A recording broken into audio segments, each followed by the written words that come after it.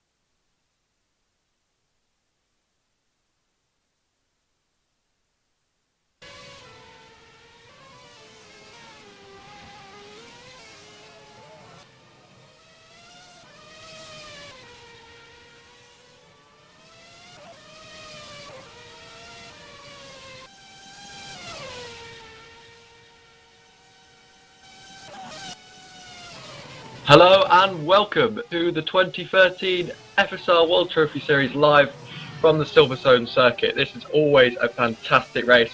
I'm James Tucker, and joining me today in the commentary booth is, as always, Lewis McGlade. Hello, Lewis. Hello, and yeah, nice home Grand Prix. Silverstone's always one I think that's kind of held in the heart of British fans. We've got some good racing going on here. There's quite a few opportunities for overtaking, and there is some absolutely wonderful corners that every driver loves. Yeah, it's a real driver's sprint, this circuit. There's so many sections that just flow together. But this new little addition to the circuit they've made in recent years, it's perhaps slightly interrupted the flow. But all it's done really is create more opportunities for overtaking. If you're watching the driver here go a little wide. Which is also another possibility. There's lots of places to make mistakes. Really push right to the limit in the Silverstone circuit, especially through this fast section. Maggotts and Beckett's is really one of the best places to watch a Formula 1 car change direction really fast, as you just saw there. So many fast corners, so many long straights. It really is a fantastic circuit. Last year we saw a great race with Peter Burlack taking the win, but Zoltan Suti announced himself to the FSR World in last year's World Trophy race here, so we could see another driver announced himself to the FSR World today. It's such an interesting circuit, as you said. You know, with the straights and all the corners, that you require a real, a knack for making your setup. Because, I mean, especially through, as you said, the Maggotts, Beckett's, and then Chapel, you need quite a stiff suspension through there to get the change of direction done very quickly. And as you said, it's quite easy to make a mistake, especially coming through Copse, which I believe it was Carlos Martin who made the mistake through Copse corner just a little bit earlier on.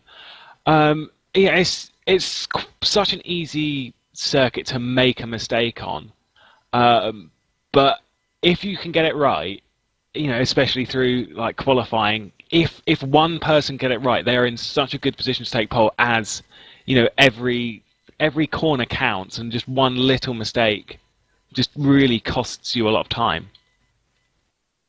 Appears we're having a few difficulties with the server right now, but once we get back to you, Q1 should be back on your screens.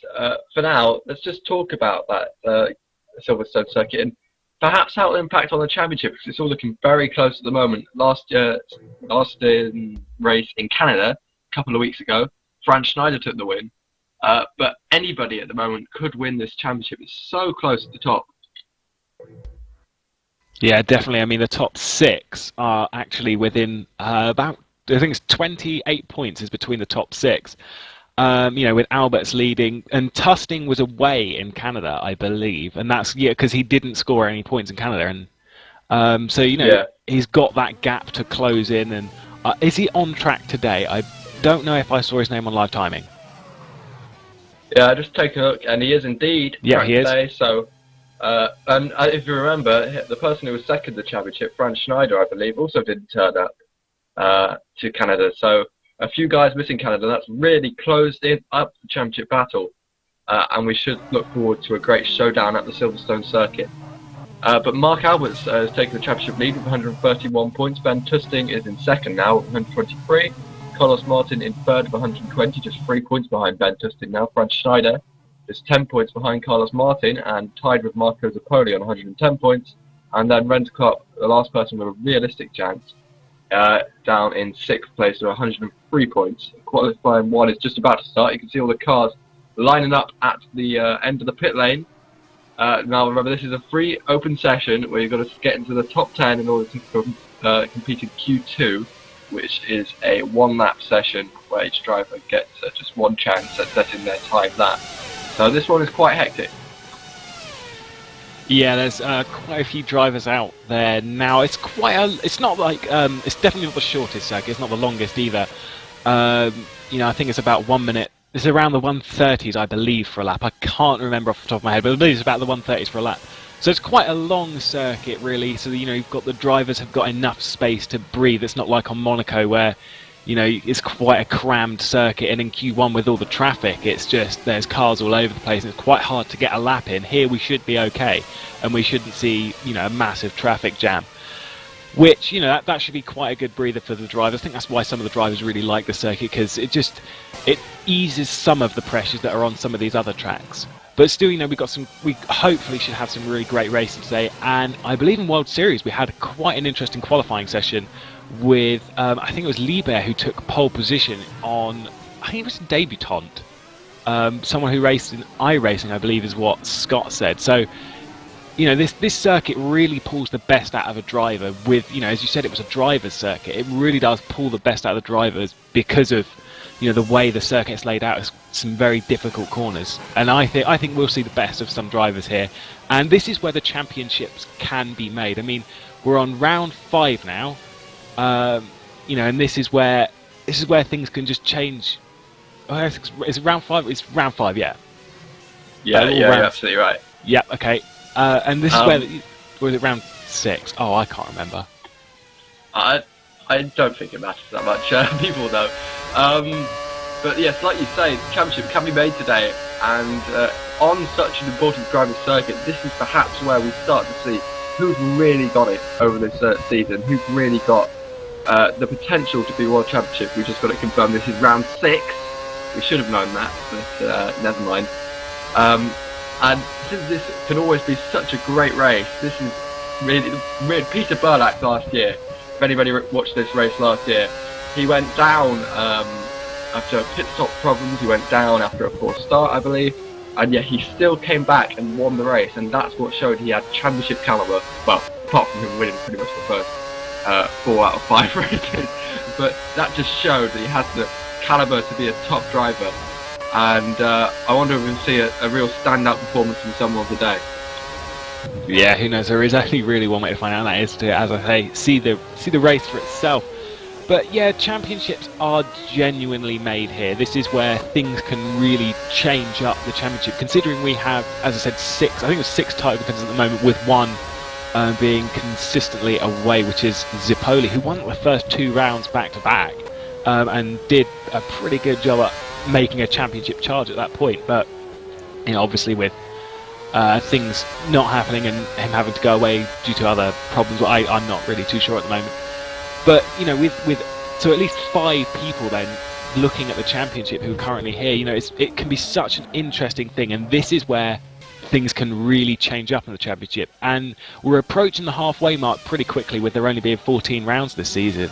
So, I think it'll be very interesting to see where things go through this race, and in fact after this race.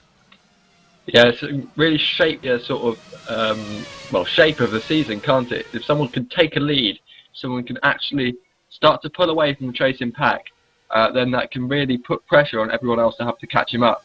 And like you say, approaching halfway, it's about the best time to do that now. Daniel Kiss at the moment leading the session. We're nearly halfway through this session at the moment, and remember, it's about the top 10 going through to the qualifying 2 sessions. So at the moment, Daniel Kiss is 1:31.147. I expect we'll probably get a bit faster than that. But what sort of time do you think to qualify in the top 10? It's very hard to tell. I'd probably say, who's that? It's Martin, who's just done a 1:31.144. I think the fastest we'll see possibly will be a 1:30 flat, maybe a 1:30 flat, a 1:31 flat, or a 1:30.9. Probably about the fastest we'll see, maybe. That's just looking at the session data at the moment. However, I'm not too sure, what will be the point. I think I'd probably say maybe a 1:31.5, maybe a 1:31.7. In between that gap will be the point that when a driver may feel safe, is when they go over that. We'll see. There's only one way to find out. Yeah, there's quite a conservative estimate there, considering that we've had in previous World Trophy qualifying sessions, we've had as close as about 3/10 between the entire grid. So I think they won't feel safe until they've done a really fast time, until they've perhaps matched Daniel Kiss's time right now, as Carlos Martin has now taken the lead by 4/1000ths of a second. So he's now at the top of the timing sheet. We're on board here with Campus as he goes through the Stowe corner into now Vale and then Club. This one a very high curve there, but it's a good one for overtaking. Now you go onto the international pit straight, which is now the start-finish straight. I'm not sure if it is in FSR though. I don't think it is. I think we're still using the old national pit straight. Yeah, we are still using the national one. Yeah, with Cops as the first corner. Which personally I do like the new starting straight. It actually creates some interesting starts, even though Abbey isn't really much of a first corner. But then again, neither was Cops. At least you've got the little village corner to create a little bit of overtaking on the first lap. At the moment we just got Cops, Maggots, Beckett, Chapel, and then Stowe is probably your best chance on the start. Right, Campus now is coming round Brookton, Luffield, through Woodcut in a minute, and then he'll line up for the start-finish straight, and we can see what sort of time he's done. This is Woodcut now, and there is the grid. Actually, a curving grid at Silverstone, which is a little bit of a unique quirk. And he set a what was that? That was a 1:31 point. Just looking for the time to come up on the live timing, but it's a little bit behind. 1:31.8. So that's not particularly inspiring time from Campus. He's just outside the top 10 for now. Yeah, Tusting did a 1:30.911 whilst that was going around. So he's, he's provisional first place at the moment, which isn't really pole position because that happens in the next session. But I'm just wondering how much faster they'll get. I think we'll see a flood of cars come out probably about now to get the most out of the track as it is. So that time may drop by quite a bit actually. Yeah, it could well do. Ben Tusting showing that he has the pace at the moment, and now we're on board again with Carlos Martin, is it? Yes, it is. Indeed. So as he's coming round, that's an interesting colour there because it almost drops away from you at Brooklands there. And that's actually where I like to view the Grand Prix from when I'm going there, which I am again this year, very privileged to do so. And it creates often a lot of overtaking in real life, and I'm sure it will be the same in FSR. One thing last year is we saw a lot of people overtaking into Stowe, I seem to remember, which is a very fast corner, and we saw some people try on the outside, on the inside, because it's such a long straight, and these World Trophy drivers are perhaps prone to make a mistake on just have differing lines through Maggots, Beckett's, Chapel, because it's such a tough sequence of corners for these relatively inexperienced drivers, no disrespect of course. And that really can create some overtaking into Stowe, so watch out for that corner. And especially since it's so fast, it often can create some quite hairy moments. And I seem to remember a few comings together at Stowe actually last year. Yeah, I mean, this track for drivers, I think this is why drivers love it so much, is because such as through like Brooklands and Luffield, and then even into the going further around the lap where you've got Baggett's, Beckett, and then Chapel.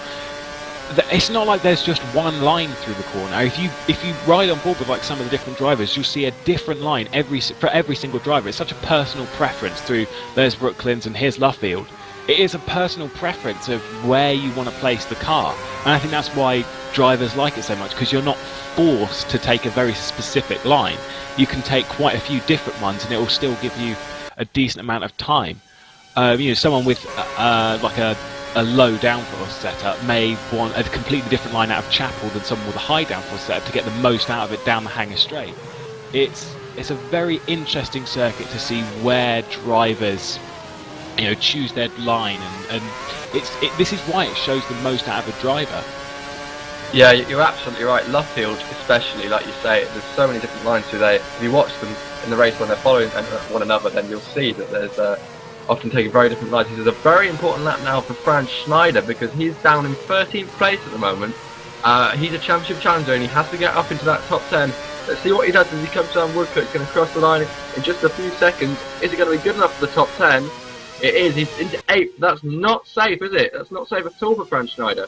No, but he didn't continue around. He had the time to go around for another lap. I'm surprised he even didn't, because, I mean, 8th is not secure at all. I mean, as much as a driver may kind of feel safe, they know deep down that even Tusting, who's just put in a 130.758, even he probably won't feel the safest person on the planet, because anyone can improve. Any number of drivers on the grid can improve at any point.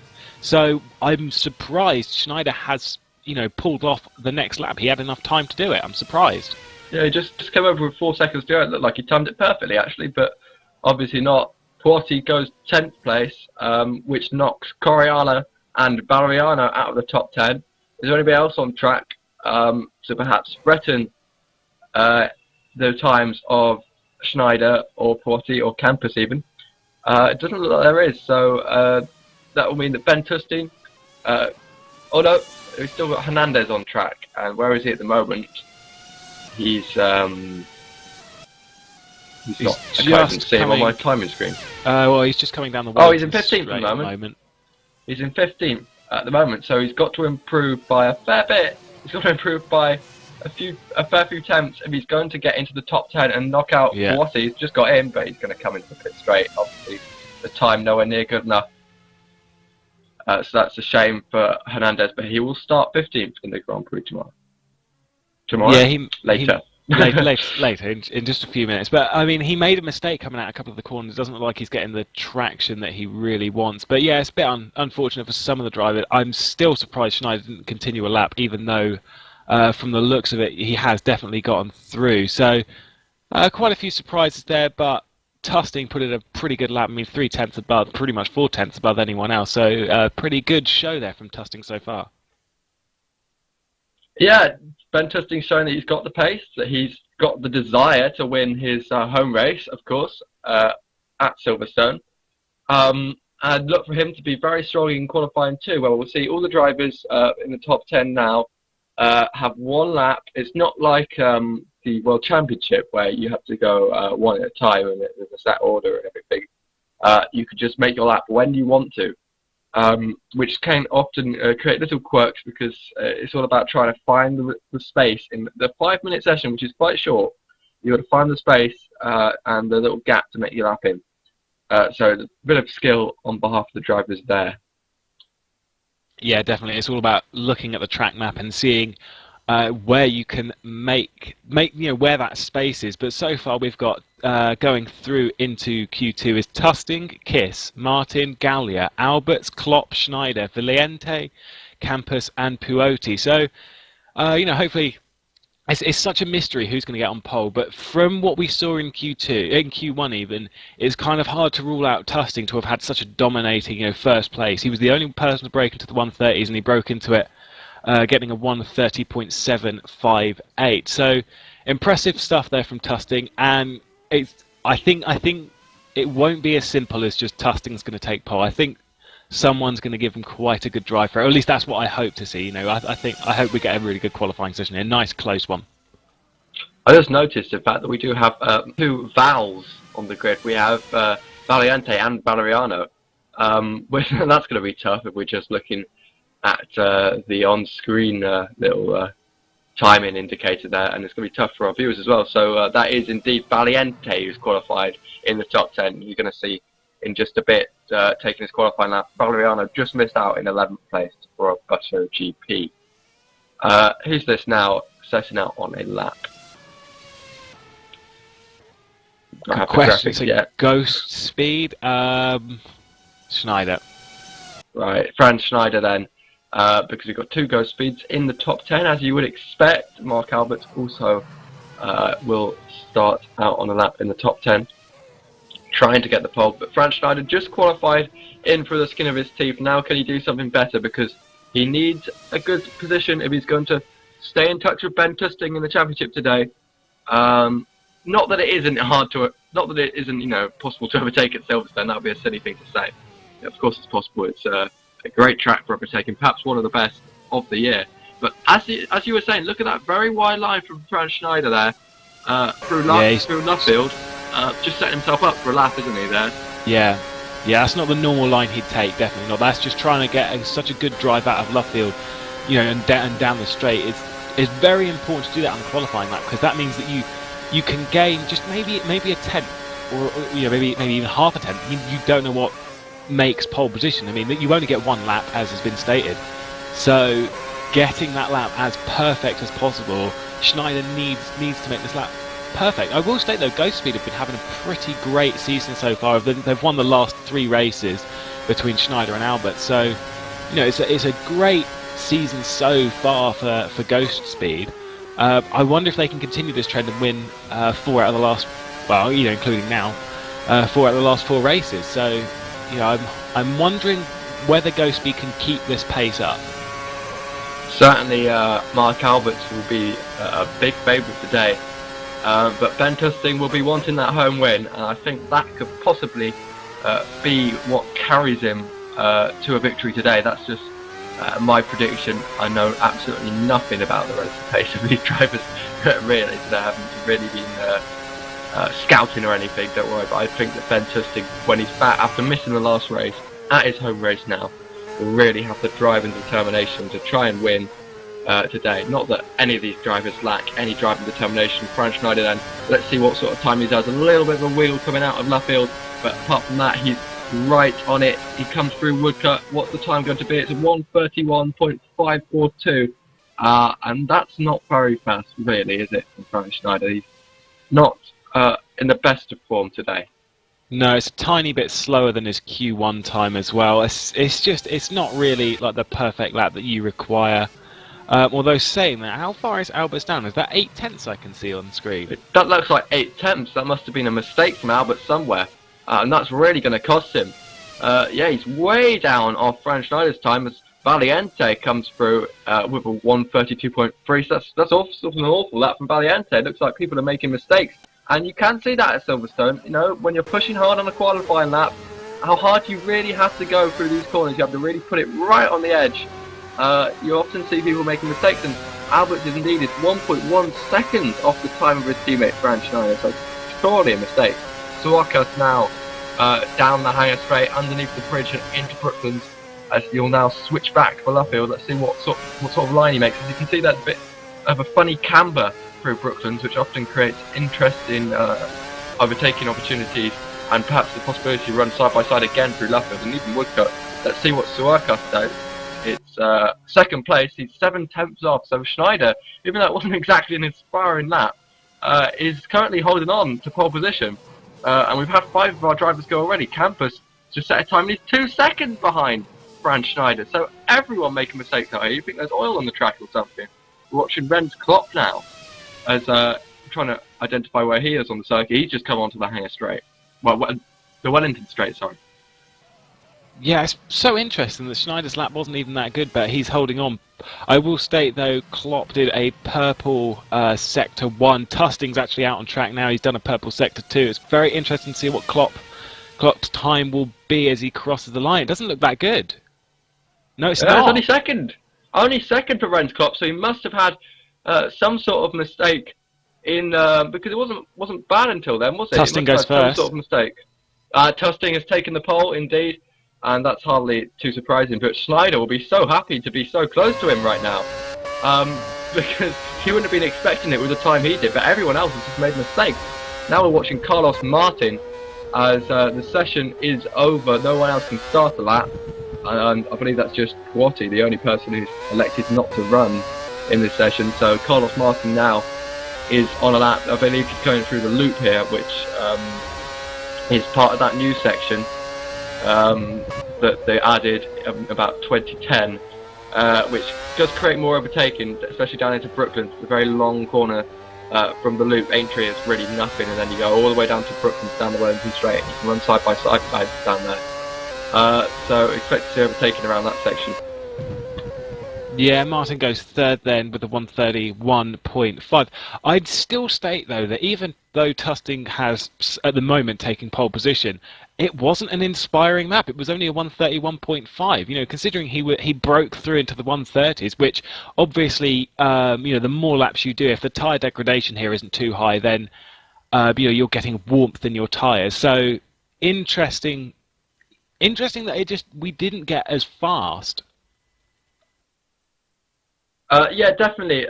Perhaps Tustin was showing a bit of quality there, because perhaps he did wait a little while before he went out on the track. So perhaps he was waiting, and then when he saw everybody else was setting slow laps, perhaps then he thought, well, I don't have to push as hard here and make a mistake and lose everything. So let's just set a conservative lap, and that's what he did, and that got him pole position today at his home race.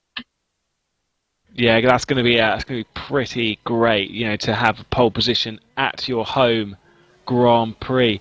So, it's going to give him a little bit of a confidence boost. Hopefully, he can hold on to it. We'll have to wait and see. This could be such a very good race. Tustin, Schneider, both championship rivals on the front of the grid. Yeah, and we'll join you for warm-up after short sponsor video.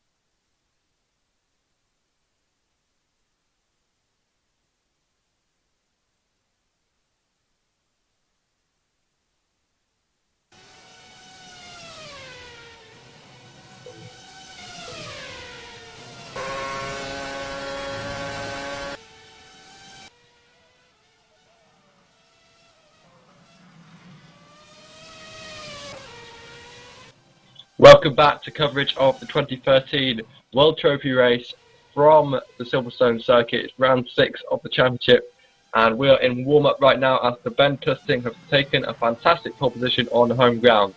What are your tips for the race then, Lewis? What are you looking forward to?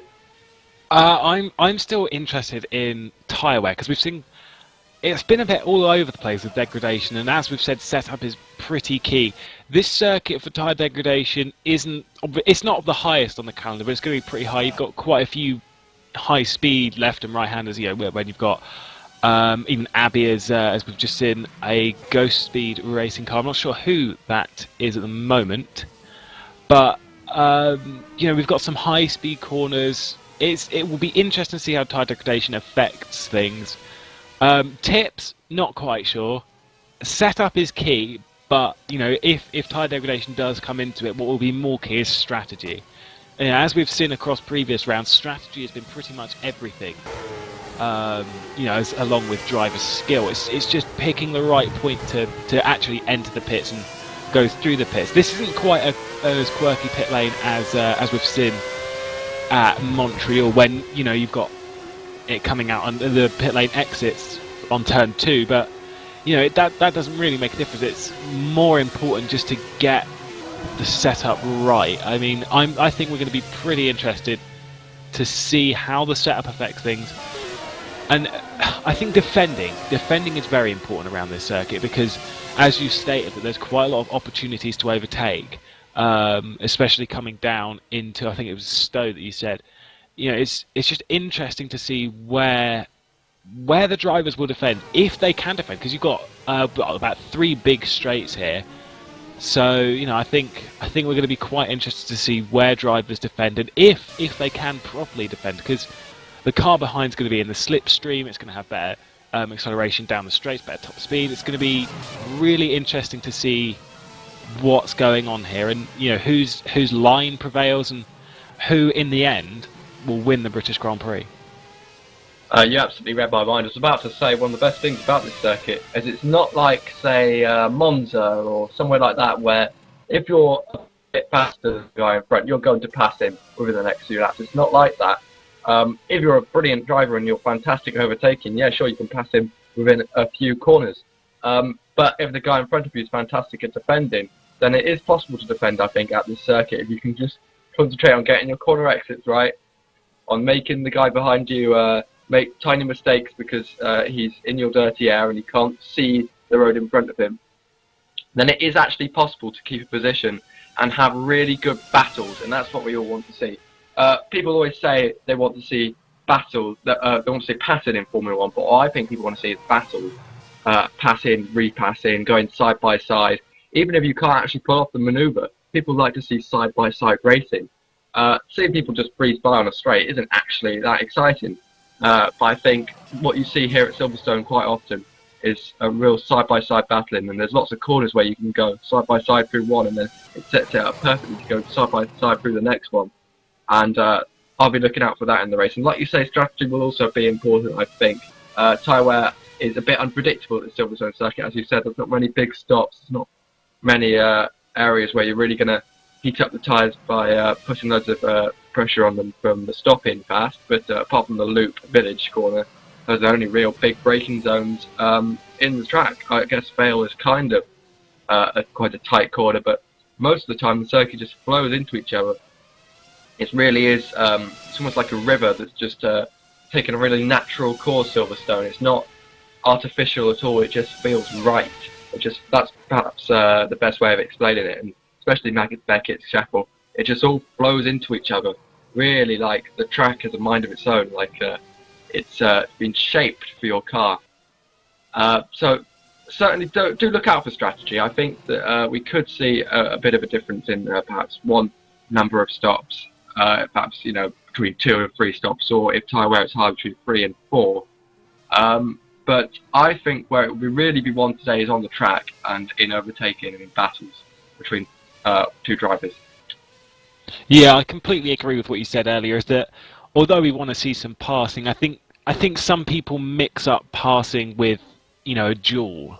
You know, a pass is just a pass. A pass is always, you know, a bit of wowie to see if like someone does a really impressive pass. I mean, we've seen that a couple of times throughout the season so far.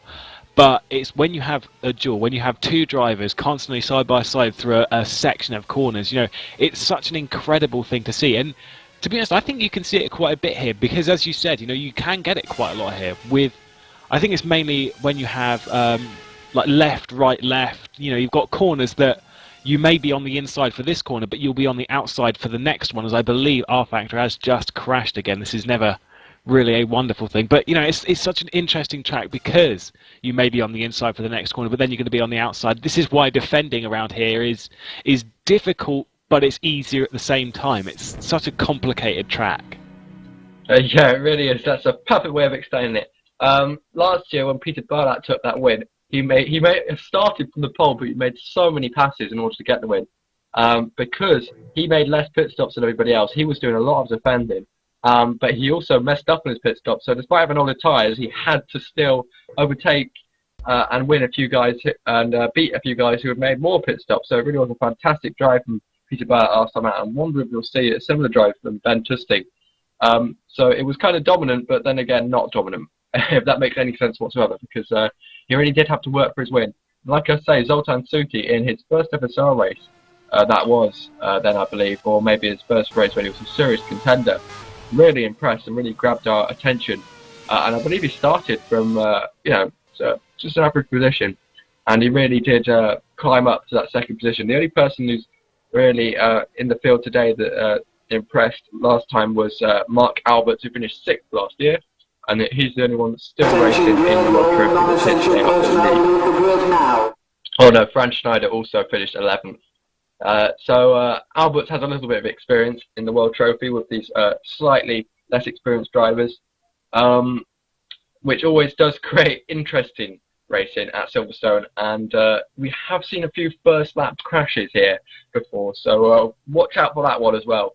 I'm not meaning to tempt fate at all, of course. Yeah, that's mainly down to the to the way the first corner works. I mean, even if we were on the other side of the track, even if we the first went into Abbey as opposed to Copse, I think Abbey and Copse are actually remarkably similar corners in very specific aspects. They're both the same, roughly the same amount of degrees to one side. I think it's what would you say? It's probably about maybe 50 degrees of a right hand. They're both quite similar corners. The only difference is that Abbey is quite an uphill right-hander. Yeah, I was about to say. But they're quite similar other than that. Yeah, Abbey is like you say, you wouldn't expect it, but actually there's just quite an incline on Abbey, and this circuit's not famous for its incline. It's not a roller coaster like you get at Spa or something, but it does have a few little changes, and there are a few interesting cambered corners, I think. Like Stowe is quite interesting. It kind of falls away from you at points, and so's Luffield and Brookland. So that often creates mistakes, and I think that could be key as well today. If somebody can't get past someone in front of them, then you've just got to hound them, because this circuit, with these drivers who aren't the most experienced at driving the Silverstone circuit, can cause people to make mistakes. And we saw it in qualifying. A lot of them made mistakes in qualifying. And so if you can really put pressure on someone, then you can cause them to make a mistake and you can make the pass. Now here we are then on the outlap as we going to come to the grid. I would run down the grid, but I actually didn't record it. Did you record it, Lewis? Well, I've got it on live timing. I'm just going to start. On pole, obviously, was Ben Tusting, followed by Schneider, then Martin, Klopp, Swokas, which is a name that I don't recognise, so probably new for this season from what I've seen. Then we've got Valiente, Alberts, Campus, Gallia and Kiss. That's the top 10. Then starting just outside, this is where Q1 was. We've got Puoti, Valeriano, Coriala, which is another name I'm not too recognisable of. Then we've got Holmes, another name that I don't recognise and probably am going to struggle to pronounce here. This is Selvaraja. Anyone? Selvaraja? Yeah. Do you have the live timing up? Can you see who's next? Yes, I suppose. Yeah, Hernandez there in 16th, Veninger in 17th, Yorick Bashov will start 18th, Debaque will start 19th, Aslamajjan with a poor qualifying down in 20th place, Dueker in 21st, Siggy in 22nd, Sadler, Sazekali, that's pretty poor from him after he was quite impressive in the previous rounds, will be 24th, and Bodnar rounds out the back of the grid, 25th, as the cars get settled on the grid, and we will have the lights coming out very shortly. Ben Tusting then faces the National Pit Straight. He looks towards Copse with 2 lights on, 3 lights now, 4 lights, and the lights are out, and we're away. Ben Tusting gets a reasonable start. There's already a crash before they've even travelled a few metres. Front wings flying everywhere, but Ben Tusting has to lead through Copse, and Franz Schneider follows him through in second place. That looks like Franz Schneider there is wide actually out of Copse, and there's a massive crash. Zekeli, after I was just talking about how he impressed in previous races, is out already, you'd think. Well, he's lost the front wing anyway, and it looks like there's another car there in the grass. But as we now cut back to the leaders, Ben Tusting not really under too much pressure from Franz Schneider. It was actually Mark Alberts who went wide, at the Copse corner, as it's a Botto GP car of Valeriano going around another car, perhaps Galliard there. Indeed, yes, Valeriano up 6 after a good start from him. Carlos Martin is the man who's out, indeed, already. So that's not the perfect start. And some people seem to have lost front wings before we'd even travelled about 10 metres off the grid. Yeah, I think I saw a couple of rear wings out there as well. It's quite a messy start, really. Do you think that's perhaps due to the curving nature of the starting grid that often throws drivers off? But quite possibly, because it's a very different starting grid as to what we usually see. But yeah, it's quite a messy start even by World Trophy standards. Don't get me wrong, we've had some clean starts, we've had some pretty messy ones. I think Canada was I think that was fairly clean, but we had some good jewels from the start. That's from what I remember. That could have been World Series, but Canada were that opening few corners is one you often expect to be quite messy, but you're right, that one was quite clean by comparison to this one. We saw a few people perhaps making passes into Luffield and Brooklands, but we didn't see anything really at the front to report on. Ben Tusting then obviously sets the fastest lap because it's the first lap, and he's already pulled out a second over Franz Schneider. Renz Klopp follows him in 3rd place.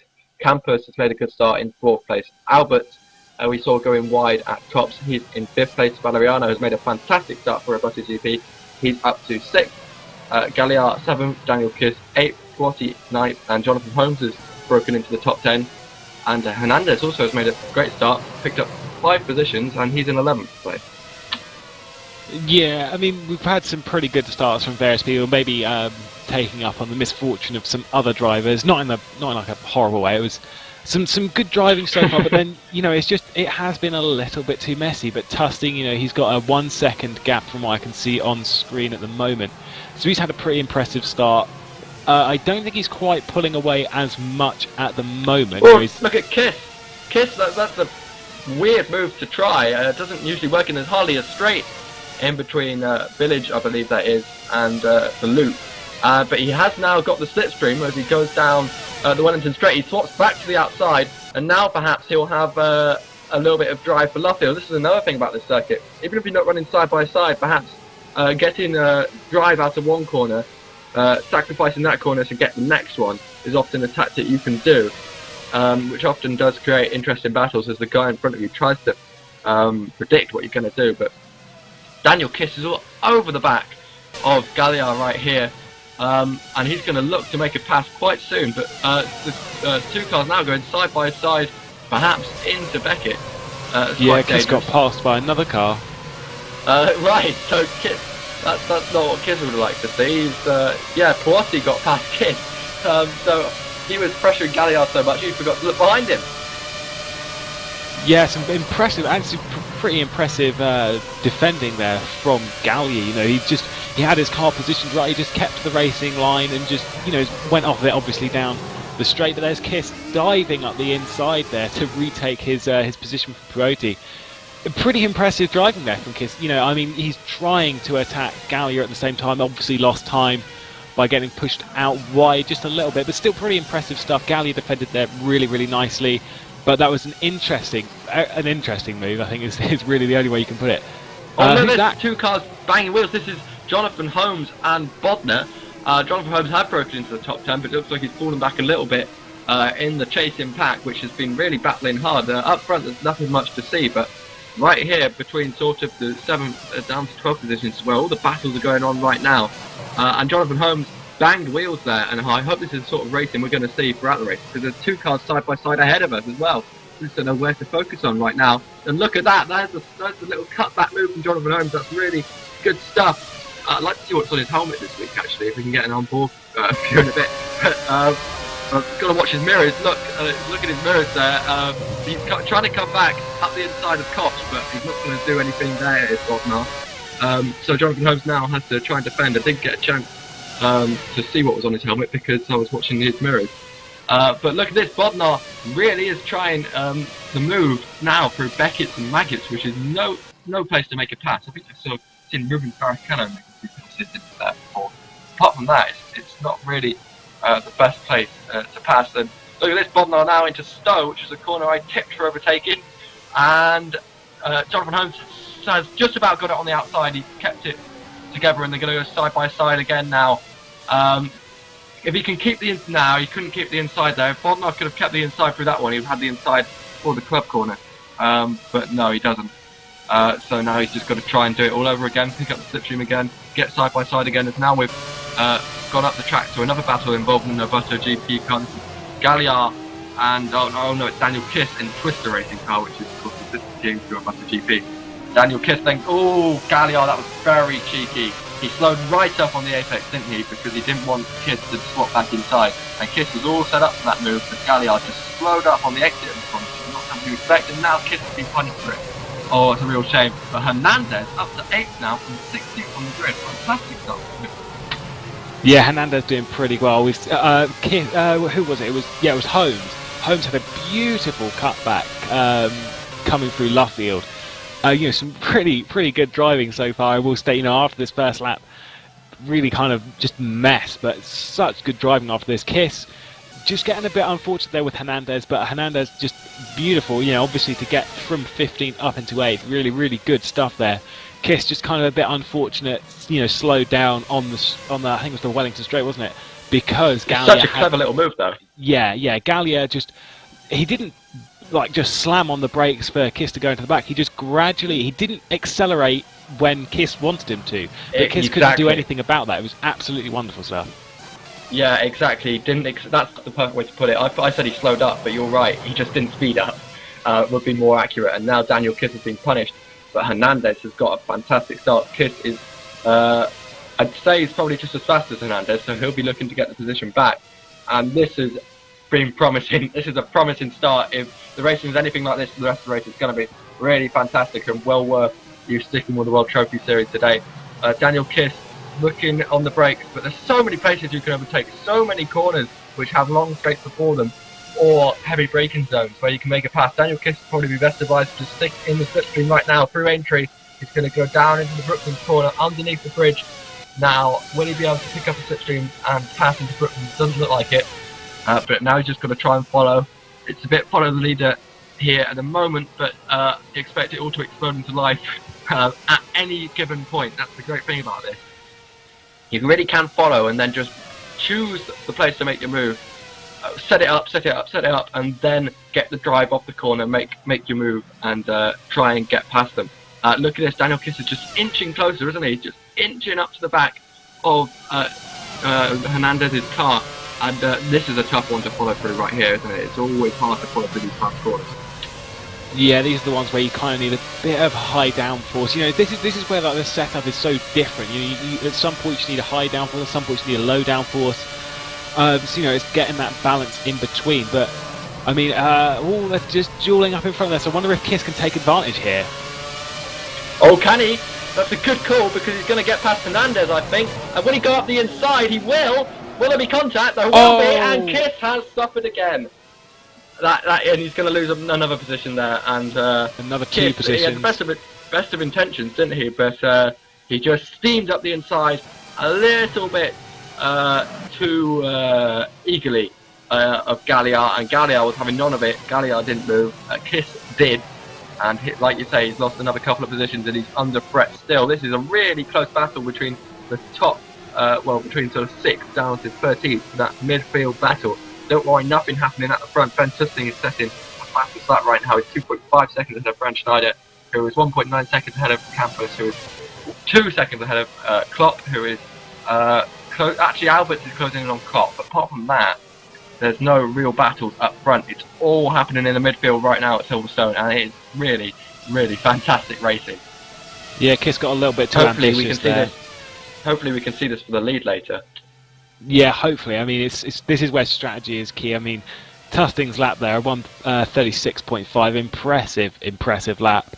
This early on in the race. But when Kiss lost those 2 places, it was too ambitious. He should have just taken the 1 place and held on to that, as opposed to diving down, on the inside. Although actually, I thought he was going to take it.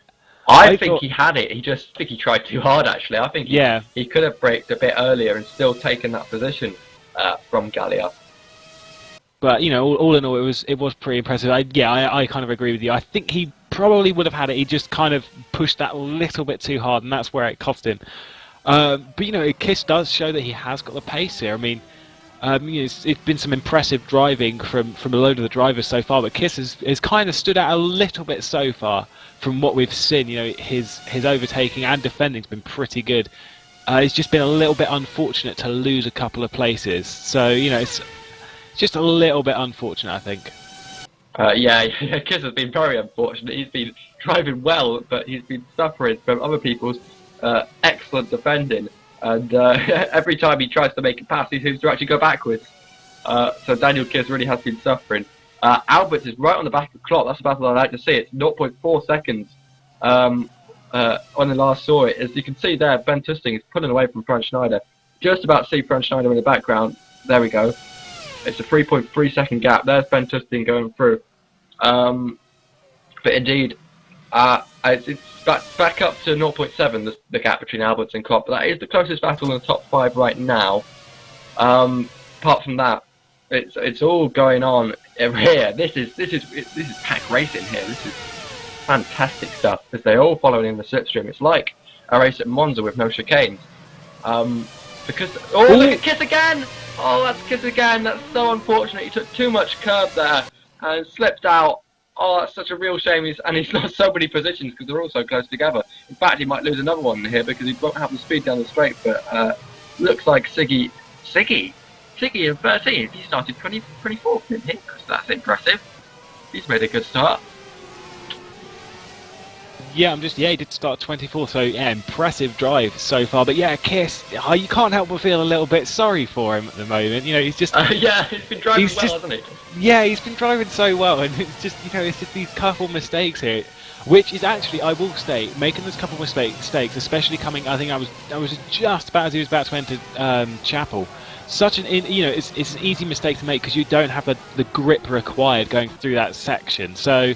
An easy mistake to make there, but it's just a bit unfortunate. I think that's Klopp has gone. Alberts is closing up on Klopp, wasn't he? Yeah, Alberts is closing up on Klopp. He has been quite a few laps now. Is this what we're watching right here? Yes, because it seems that Alberts can't quite get into Klopp's slipstream. He's just been at that 0.5 second gap for quite a while now. And both of them are actually closing up on Campus, so we could be getting the battle in the top 5, our first one really since the start of the race. And if it's anything like the battling we've been seeing in the midfield, it will be fantastic. So indeed, Albert now closing up still on Renskop, but Renskop at the moment is just sort of holding him at the dirty air sort of margin. You know what I mean? Where there's that sort of almost an invisible barrier to these drivers where the dirty air is, and if you've got to break through it in order to get the slipstream. So it's kind of sometimes is not good for overtaking when this sort of thing happens. But Albert just has to dig deep now, break through that barrier, get into Renskop's slipstream and start making moves, because Renskop looks like he's doing that to Campus in front of him and going to challenge for a podium. Yeah, I mean, as you were saying about dirty air, it's such a balancing act to be in the dirty air and the slipstream coming down the straights, because the dirty air costs you a lot of time, especially coming through Maggots, Beckett and then Chapel. If you're in the dirty air going through that section, you will lose time. But if you're just a little bit back, the further back through that sector is actually it's the better. But if you can then get a decent drive, as who's this going side by side? This is still the battle for third now. Oh, and so Klopp got look how past he's closed up. Campus. Yeah, what's happened here? Something must have happened when we just looked away for a second. Klopp has passed Campus, and is this Campus now going to the pits? Yeah. Yeah, I believe it is. So a mistake from Campus, perhaps. I'm not sure. I was surprised. This is why I didn't really recognise it, because Klopp closed in on Campus extremely quickly. I didn't. Indeed, yeah, it was think 1 second, wasn't it? Yeah. So yeah, it could be soft tyres there. It's unknown really. We'll find out. I'm sure pretty soon. But look where he's come out. He's come out right in traffic. That's not ideal for Campus. He's got a little bit of space in front of him, but he's got to really exploit it, because now he's got new tyres on. This is the time to make up ground over Ren's Klopp in order to keep his podium position. But look at all the traffic, and he's so lucky he didn't come up behind that train of four, because that would be goodbye to a podium position, I think. yeah, I mean, I think that was very important to have gotten that in front of them. Yeah, definitely, because if he did get anywhere in the middle of that, if he'd be even overtaken by one of them, then he's in that battle, and that's going to cost him a lot of time. But yeah, it's a balancing act. I think is overtaking and defending around here, and as I said, getting in the slipstream and in the dirty air is such a balancing act. But I mean, really, from what I'm seeing on live timing, is we're not seeing two drivers dueling. We're seeing like a whole group of them. It's like looking at like the peloton in cycling. You've got just a clump of cars, as opposed to just one or two here or there. It's some impressive stuff, especially to keep your cool in the heat of that kind of battle. Yeah, this is exactly what we both predicted, isn't it? Real battling, real packs of cars almost. Because the circuit flows like it does, it means that it's possible to get in just this rhythm where, unless your name's Daniel Kiss, you don't make any mistakes, any big mistakes even. You just you just keep going. Everybody's kind of in a constant. Everybody's just tuned into the circuit, and this is what I think we're seeing here: these big packs. Look at it; it's massive. It's like a swarm of bees here down into Maggots and Beckett's, and it really means that it's tough for us commentators to follow it, because changes of position can happen at any point, and Campus is going to get stuck up in this battle, because look, there's if you go from Jonathan Holmes, who's in 6th place now, which is pretty good considering where he started down in 12. Jonathan Holmes down to right down to Azerbaijan. The biggest gap is 1.6 seconds, and on average it seems to be about half a second gap between the drivers. So a real pack of about 10 cars developing here at Silverstone. It's not a train. It's not a train behind the guy up front, is it? It's just they're all running at the same pace. Yeah, they are all just running at the same pace, as you said. I mean, Holmes is in 6th, and him down to about 15th is only about 7 seconds, and that is 10 cars, all in about 7 seconds. It's ridiculously close between this lot. I mean, that's not like it's 1 or 2 cars within that time. It's such a huge group of cars. I mean, they'll all probably be losing a bit of time here or there, but it's impressive that they're all staying this close. It does show that Holmes isn't quite getting away. It's Daniel Kiss again. Watch out! Oh my goodness! Daniel Kiss has no luck today. You just almost knew as soon as you saw him making a move, he'd climb back up to 8th, But as soon as we see him making a move, we know that something's going to happen. He's just got no luck on these tyres. I've come in, Daniel Kiss, get some fresh air, because clearly he's running some sort of a loose setup that's just not set up for overtaking. He's got to do it by strategy, I think. He's got to come in, get some clean air in front of him. Wow. And try and make up ground that way. Yeah, someone overtaking around the outside, it looked like. Yeah, that's Siggy, who's made a fantastic start to the race. I think he's up to 8th actually, from 24th on the grid. This is definitely a driver of the day contender, and he's going to try again for 7th on Bobno. He's going to go round the outside into Stowe. Can he make it 6th? Not quite, I don't think. Botnar has the speed now, but if Siggy could, now he couldn't quite hold out on the outfit of Stowe there and get the drive for Vale, but he's still doing brilliantly well, isn't he? Siggy from 24th up to 9th position. Yeah, that's damn impressive stuff. It's, to have overtaken that many drivers. I mean, as we said, this is the track that you can overtake on, but I mean, we've only been going for just over 10 laps. I didn't really think 24th to was he's in 9th now. So 24th to 9th is not really something I would have called. I would not have called that out. It's very impressive stuff so far. As Tusting again does the fastest lap of the race of 1:36.3.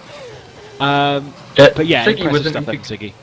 he wasn't exactly impressive in Canada, was he? He started at the back and finished at the back, so I was expecting a similar drive today from him, if I'm quite honest. But he's proven everybody wrong. He's in ninth place. It really has been. He's pulled off some great overtaking moves.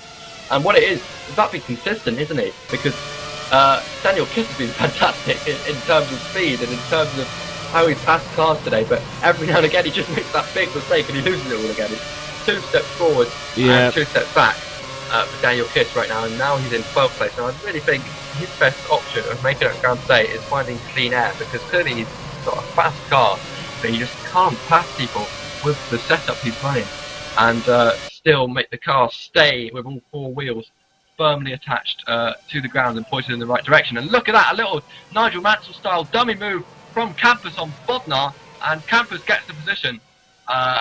Did you see that? That was fantastic stuff. He really faked to the outside, then pulled to the inside into Stowe Corner and made the move stick. Siggy now, we're watching again, he's fallen to 10th then.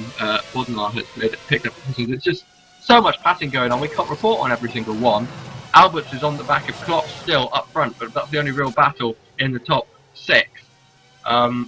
But there's so many passes going on. This is really fantastic stuff. Look, there we go. That's the caption Alberts and Klopp on your screens right now. Yeah, I saw Kiss making, I think it was another little mistake just a little while ago. I think it was coming into Vale. He just made a little bit of a mistake.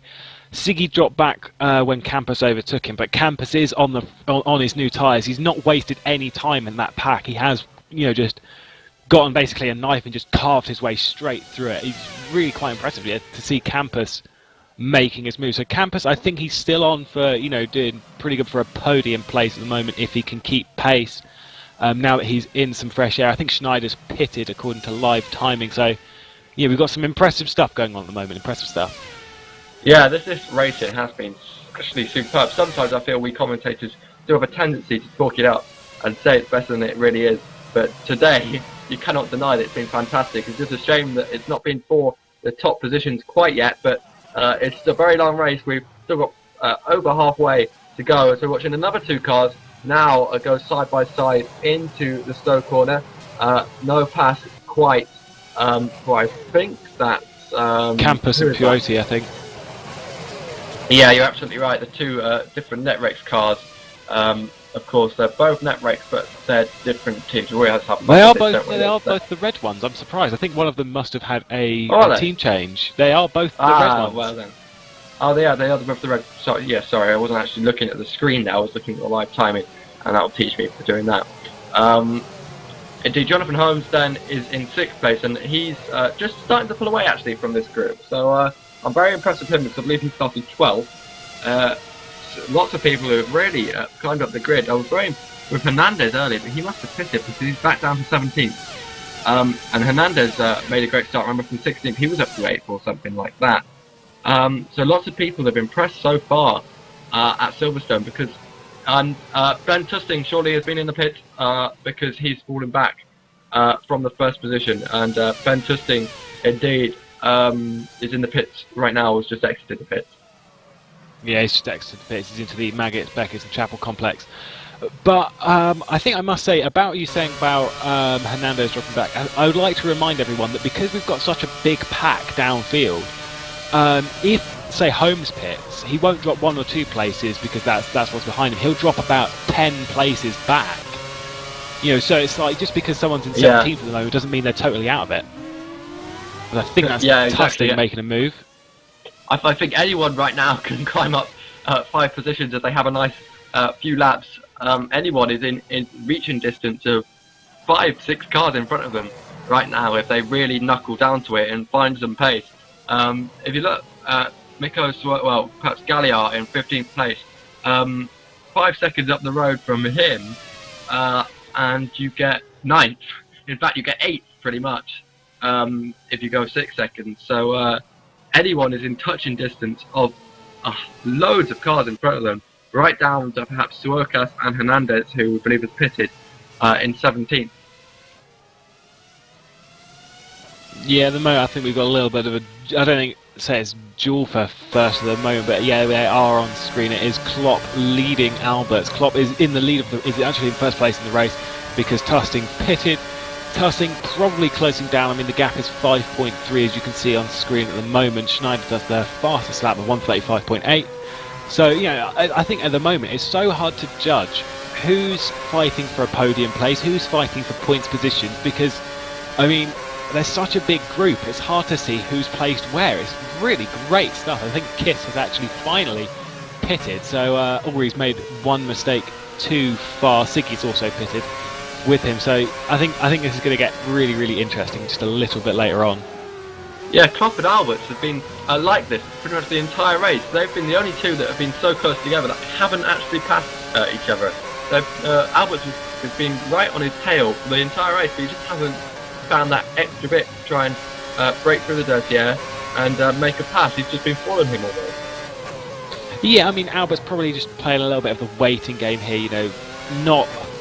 Maybe he's trying to conserve his tyres a bit more, maybe he's trying to do a one-stop, or even if, it comes to it, maybe a two-stop, if everyone else is doing three stops, whatever. But it does seem like his strategy may be a little bit different, because, I mean, forcing overtakes does, you can get a lot higher tyre degradation from doing that, especially from defending and things like that. So, maybe it's just a bit strategical. And I think you're right. I think you're absolutely right. This could be the battle for the race win right here. And I think Klopp and Albert may be doing a one-stopper if they pit. And if they manage to stay up for about 2-3 more laps, then they may be doing a one-stopper. And Ben Tussing has to watch out for this, and he has to set some really fast pace now, because he's going to have to pass these guys on the track if that is indeed the case. There is Ben Tussing closing in on them. And I think Klopp and Alberts have realised that they don't need to take everything out their tyres. If they're going to do one less stop than Ben Tussing, who's surely on the two-stop, you'd have to think, then they need to really stay careful on their tyres, and they're going to have to defend for all their might against Ben Tussing, because keeping him behind him is going to be key to their race right now.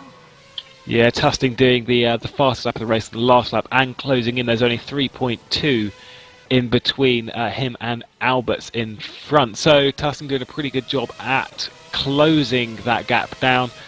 I think he is on for winning the British Grand Prix at the moment, his home Grand Prix, but I mean, you don't know where this is going to go strategy-wise. Anything can happen at the moment in racing. It's just I don't think you can really predict anything. It just kind of happens. As Tussing is in fact behind Alberts right now. I think he's on the straight going down to Brooklands.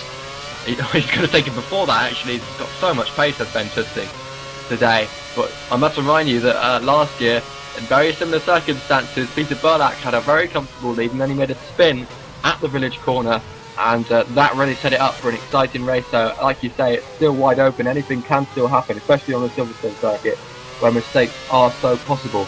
Tussing pits again. Tussing pits again, and that is, I'm not sure what's happening here. He must be going for a free stop, do you think? I'm not sure if he's going to throw the race away here. Well, that could be the commentator's curse. I'm not sure why he's pitting. I don't get it, because he's only just come out a few laps ago. Yeah, maybe he has so much pace and is really, really confident in the car. I don't know. I don't get it. Why is... Well, we've got news now from our race director, broadcast director, that he's either got damage that he has to fix or a penalty. We don't know which yet. We'll find out for you later. Perhaps something. I didn't see him make contact with any cars. Perhaps something simple like cutting the line on pit exit or something. Do you think? We'll get news to you as we get it. As soon as we get it, we'll get the info as to what that is. But that could be the race there for Ben Tussing. He's going to be so frustrated though now. Immediately passing Debake. Now, Ben Tussing, can he make a comeback from this? Blown the race wide open. It has. We just said, didn't we? We just said this race is still wide open because anything can happen, and something extraordinary did indeed happen. And Rens Klopp and Frank Schneider must be grabbing their hands with glee, because they know now they're in prime spot to take a race victory today. And also, don't forget, of course, who's just pitted from the top three there. Not Alberts. Sure, Alberts. Okay, yeah. Alberts is indeed pitted. So Alberts is going to try and get past, stay in front, in fact, of Klopp. No, wait, get past him. He was following him, wasn't he? Yes, of course. Alberts is going to try and get past Klopp now. So if he can set some fast pace on these new tyres, Klopp has to react to him because otherwise he's going to get passed by him. And indeed, Klopp has Klopp's reacted. pit. This is really crucial here. Can Klopp get out in front of Alberts, or will Alberts get out in front of Klopp? Looks like that is Alberts that just passed him, is it? It is indeed. So. That could be the race lead there. When it all comes down to it, Franz Schneider now leads the race. But Klopp and Alberts have swapped positions now. And can Klopp come up with an instant response? It's just this race has just been blown wide open. Can he come up? He can indeed. To Stowe corner, Klopp gets it straight back. Fantastic stuff from Klopp. He wasn't standing for having that happen to him on the pit stop. And now Alberts, what is he going to do? Because they've both got to nurse their tyres to the end. Oh, that was. I'm sorry, that wasn't Klopp. Indeed, Klopp is just a position behind. Klopp is actually behind. That was Holmes, Jonathan Holmes, in a different car. Of course, they're both in a Butter GP cars. I'm sorry about that. They're both in a sister car. So indeed, Klopp has stayed behind Mark Alberts, and that was actually Jonathan Holmes who we just saw getting passed by Red Klopp. And Tusting had a stop-and-go penalty. That's the latest information we've got on him, but we're not quite sure what for yet. And this is now the two sister cars passing. Jonathan Holmes won't give too much trouble to Renz Klopp. So sorry about that. Sorry if I tore that up to be more of a battle than it actually was. Renz Klopp is still behind Mark Alberts, but still all to play for as Franz Schneider leads the race from campus. I'm still very interested to see what's going to happen with Tusting. I mean, he hasn't actually won a race this season. That's quite important to point out. As who's this going through the pit? I thought it was going to be Ben Tusting again, but no, it's just setting the fastest lap of the race. So good stuff there from Tusting. I think he's just moved past Puoti, so good start there, to get back on track. Next one up track from him is Holmes in, I believe, a sister team car. Hopefully, though, Tusting can get back on track and close the gap to Klopp and Alberts, as I believe those two are the two main rivals for him at the moment. But, I mean, seriously, who knows? If Schneider gets a decent pit stop and a decent in-lap and an out-lap, then, Schneider could be really in for taking the win. Who knows what's going to happen here? Yeah, will we see, for the second time in a row, a fantastic comeback from a dominant driver at Silverstone, or will we see someone spoil the party for Ben Tusting after a stop-and-go penalty for an unknown infraction so far? We'll get news to you as it comes. But right now, it's Franz Schneider leading the race. He has a massive gap back to his teammate Mark Alberts. But Franz Schneider, we believe, unless he's doing a ridiculously long second stint, will be making another pit stop. And we're just hearing news that it was probably, not definitely, but probably pit road speeding for Ben Tusting. It is a difficult entrance to that pit, isn't it? We haven't really talked about that, but it is quite tough because you come off the Woodcote corner and then you have to really slow it down. And I always thought the pit exit here at Silverstone was a bit interesting because it's so narrow. If someone spins or something there, then it blocks the entire exit. Yeah, I mean, it's quite interesting as Tusting's. No, that's Holmes who's pitted, so Tusting's already gotten past Holmes as Holmes pits, so at least that's one thing out of Tusting's way. Tusting doesn't have to duel with Holmes at all. For the Queen! For the Queen. That's his helmet today. Not sure if I can echo the royalist sentiments, but perhaps something to do with painting or something I saw on the news. I'm not quite sure. It's always hard to discern. His helmet is Jonathan Holmes. However, he's following now Campus, I believe he's come out, or is that Hernandez in front? I think that's Hernandez, I'm not sure at the moment, can't quite see on screen. Yeah, just waiting for the live timing to update. But Jonathan Holmes has had a great start to the race, hasn't he? And now could he follow it up by getting the good finish that he deserved? Is Hernandez, and he's going to go past him almost straight away, is he? Not quite. Hernandez very slow through Stowe. Hernandez made a great start, but since then he's been average. Oh, Hernandez making a mistake. And indeed, just to prove what I just said, that was very average from Hernandez. He flopped over and died rather than put up a fight for that position and just went off the track.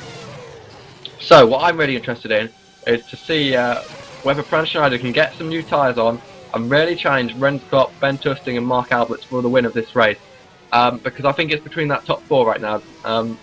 And any one of them can win it, to be honest. Renz Klopp could come from nowhere to overtake, and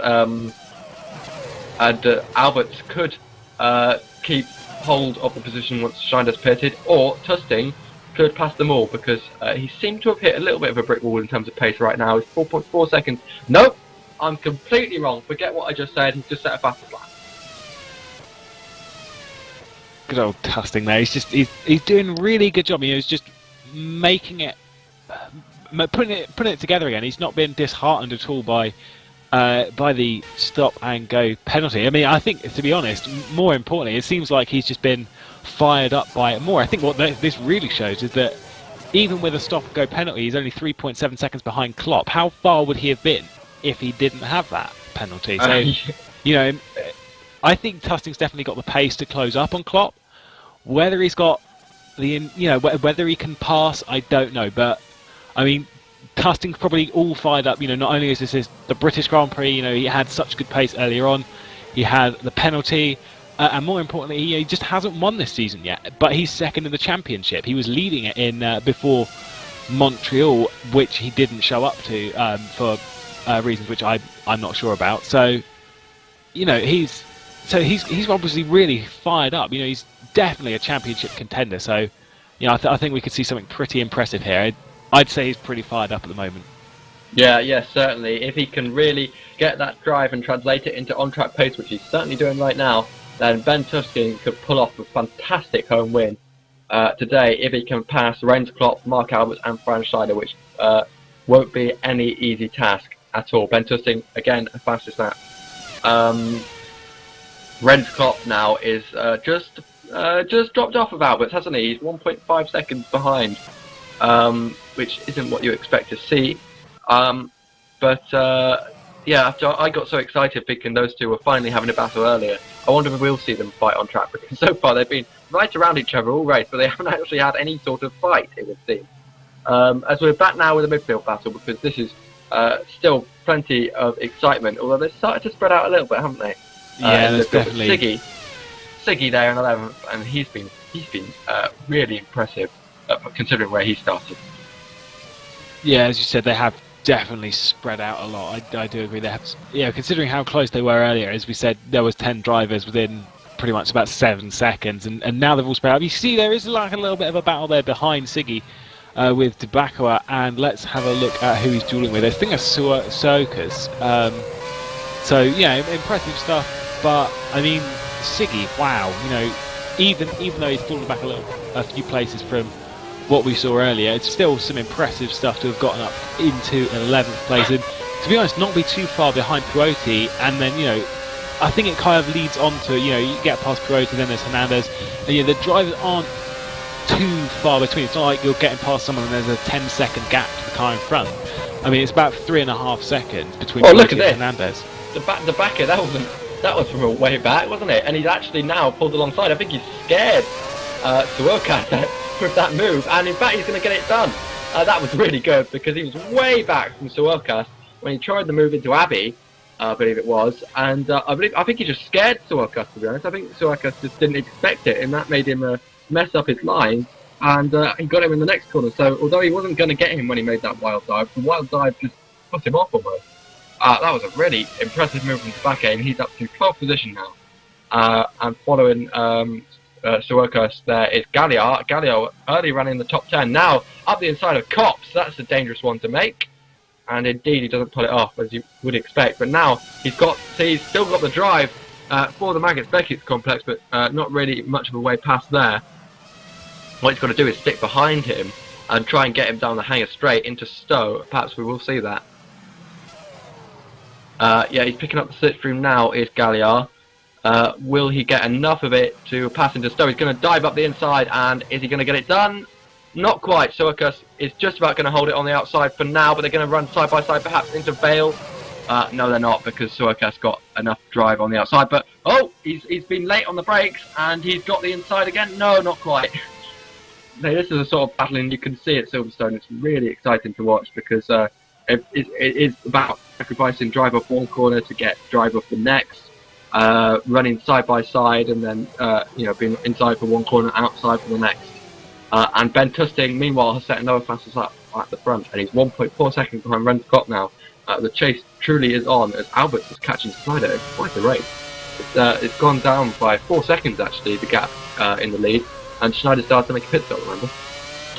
He made a pit stop about probably about a good 10, maybe 15 laps ago. I think it was on lap 15. So a good while ago, maybe even 20 laps ago. I'm not really too sure. My maths is terrible. It's about 19 laps ago. There we go. But I will state, Ben Tusting has done the fastest lap of the race on about 3 or 4 consecutive laps. He's really determined. I mean, the gap's down to 1.4. And I think Schneider's going to come out behind Tusting, but probably in front of Valeriano. So Tusting is in a really good place to, obviously get a podium place, but I think, the bigger picture of actually taking the win, he's still there for it.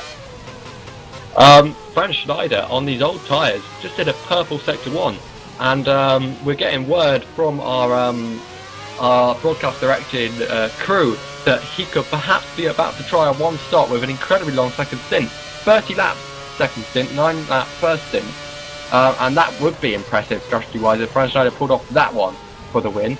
But we'll see how the tyres hold up. But now we're on board with Ben Tusting as he follows Renz Klopp through Woodcup. Ben Tusting trying to get back into the podium after he dominated the early stages of the race, went back with a stop and go penalty for what we think was speeding in the pit lane, and now he's going to try and get back onto the podium at least before he starts his assault off the Go Speed cars who are currently running 1 and 2. Yeah, he did another fastest lap of the race, another one to add to that list of long consecutive fastest laps. I don't think he'll get one this lap because he is behind Klopp, but he's got to have a very good drive out of Chapel, which it does look like he has just had. He's in the slipstream now of Klopp. Needs to make the move done now before Stowe. Watch out because he can still hold on the outside of Stowe. Ben Tusting does exactly what's needed and puts it in a little bit, but look at Klopp, he's swapped back. Now have the outside for this corner, but have the inside for the next, and he can just keep it steady. And he can't, but Klopp will have better drive now through Club if he can. That was very clever from Ben Tusting. He just slowed up a little bit on the exit, didn't he? And he ruined Renz Klopp's otherwise excellent exit. So that was a clever bit of driving there from Ben Tusting. Yeah, Klopp did have actually a better exit going into Abbey, but it's just there was not enough. The straight wasn't long enough there for Klopp to retake third position, but Tusting, good stuff so far. I'm interested to see what's going on. Kiss getting back. Watch out! It. Yeah, we expect to see something happening here because whenever Daniel Kiss tries an overtake, it's either spectacular or a spectacular crash. Well, not crash, spectacular spin or something. Because he's just so loose right now. And let's see if Daniel Kiss can get past Campus to the 6th position. This must be like the 5th or 6th time he's recovered today, isn't it? He's been fantastic, Daniel Kiss. He has such pace, but he just keeps making those mistakes. And let's hope this time he can make it stick and get that 6th position that I think he deserves. I think he deserves the top 5 today with Daniel Kiss after the way he's recovered from so many mistakes. Yeah, I mean, he must have lost so much time for about 3 mistakes we've seen him make. Yeah, it's a little bit unfortunate as Tusting. Good news, well, not good news, but he didn't set the fastest lap of the race. That streak has now been broken. It is still 5 in a row. That's quite impressive. But he is now closing up on Alberts. But Kiss, he's just, you can't help but feel sorry for what's happened. Yeah, you're right. But I guess it was a set-up choice. I've been told it was his choice to go over a loose setup, which will make him have plenty of speed down the straight, overtaking opportunities, but not much of a much downforce. Speaking of which, who's that? He just pulled off the out. Yeah, he has. He's just pulled off the move on the outside of Stowe. Campus had a half spin going round Stowe, I think. So that wasn't Kiss. Kiss pulled off the move, didn't he? He did pull off the move. Yeah, and Campus had the half spin. Let's see what happened to Campus. And he just rolled over and died again. I think he just got on the accelerator a little bit too early coming out of Stowe and just didn't have the grip where he needed. He completely messed it up though, didn't he? Because I think he wasn't used to that different line because he didn't exactly hold his own, did he? I mean, you can hold your own either around the outside or the inside of Stowe if you want to keep the battle going side by side, and he just didn't. He just went too slowly, and that was an easy pass to Daniel Kiss, and he'll be sighing with relief that he didn't have to work any harder and push the limits on that car, especially now as the tyres start to get a little older. Daniel Kiss will be really happy with that one, and now he can push on towards Valeriano in 5th place.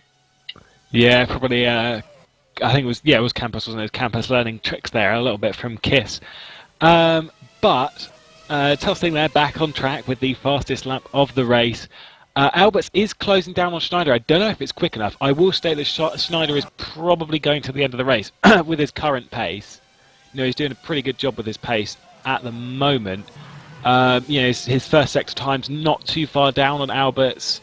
I think he can pull off a one-stopper, can Schneider. I mean, he probably stopped a little bit too early. His tyres are going to be screaming over the next 12 laps.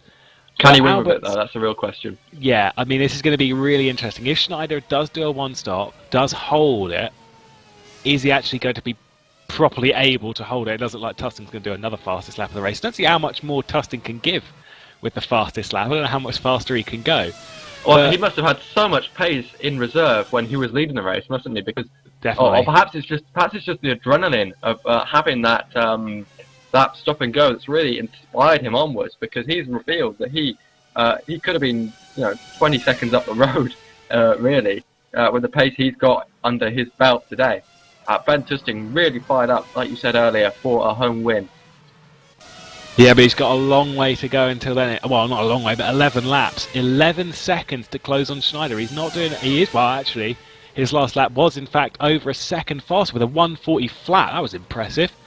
But, it's going to be really close when it gets down to the end of the race. He's got quite a way to go. I think Alberts fell back a little bit there from Schneider on that lap to make the gap 10 seconds. But, this could be a really interesting end to the Grand Prix. And I tell you what, I think Albert should just forget about trying to challenge his teammate Franz Schneider and be the good teammate and hold up Ben Tusting as much as he can.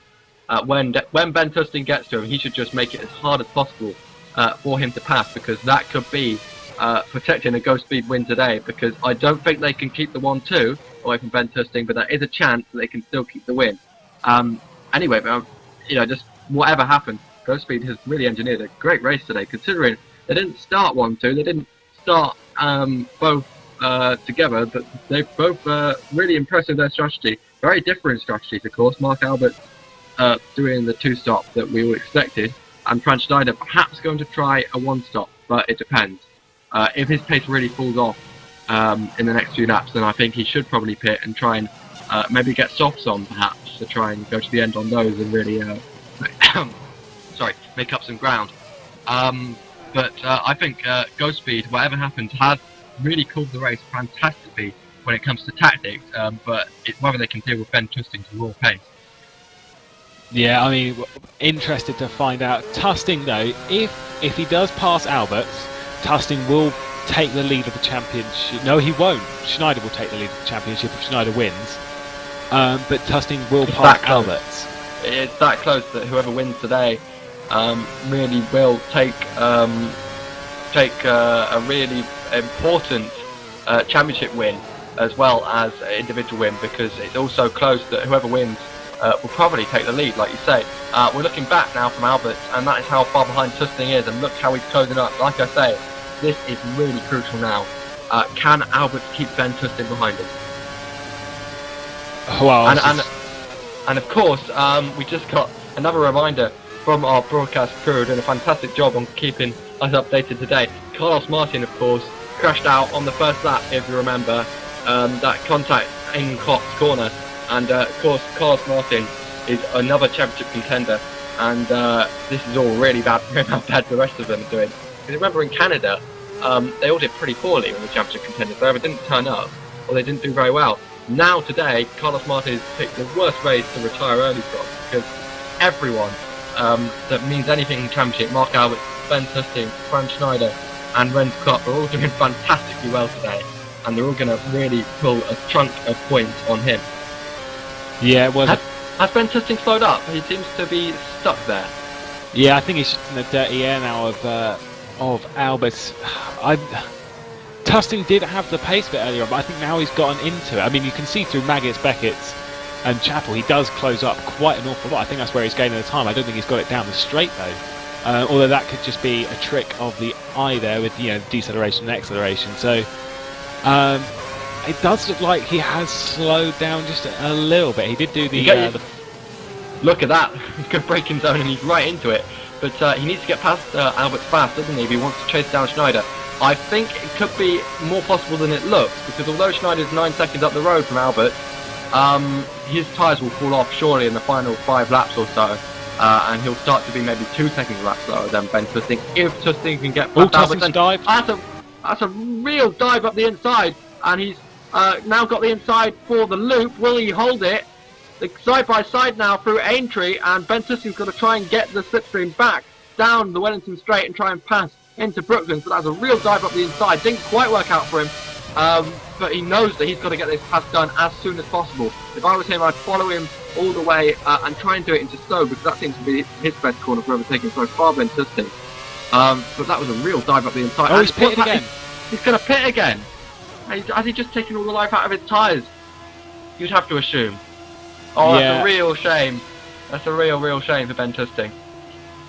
Because of course, when he did the stop and go, he wouldn't have been able to change tyres, would he? Yeah, of course, because so he has effectively done a 1 stop so far. Now to change that into a 2 stop, he's probably got the soft tyres on now and going to go to the end. It's such a shame, though. It's just all falling apart there for Tusting. What could have been a win, but that's just the thing with here is it's just an if. If this happened, if that happened. It's such a shame though. Tusting's race just kind of ever so slightly fallen apart now. So I'm feeling really bad for Tusting. This could have been his first win of the season, but it just doesn't look like it's going to come true so far. Indeed, but perfect for Go Speed now, who have a comfortable 1-2 at the moment, unless Renz Klopp has anything to say about it. Valeriano and Jonathan Holmes also impressive for a Butto GP. They're 5th and 6th for a team that don't usually challenge too highly in the top 10. They've had a great race today. Jonathan Holmes, of course, also in his home race. And who else has impressed today? Daniel Kiss is now in 9th place. Siggy, 8th place, from 24th on the grid. That has been fantastic. So Siggy really, and he still could get past Campus. If you look up the road here, there's Campus. Just saw him flash across your picture there, and Siggy has been so impressive today, from 24th on the grid all the way up to 8th place, and perhaps even going to challenge for higher points in 7th place if he has anything for Campus.